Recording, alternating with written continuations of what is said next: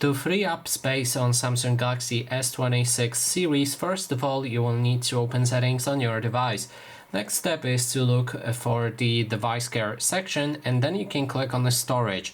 That way you'll be able to check all of the things that can free up space on your phone. So starting with, we can click on show more right here, and then you'll be able to check every category like images, video and audio files, and etc. and how much space they take on your phone. So for example, as you can see right here, the apps take 31 gigabytes of my space with this phone. So that means maybe I should take a look on the apps and see if there's any apps that I don't use anymore and I can uninstall them. Then when it comes to some tips that you can use here to free up space, you can check large files that take place on your phone, and then if they are over 25 megabytes, they will show up and you can watch each file, and if you decide, you can simply delete them. Next thing is the duplicate files.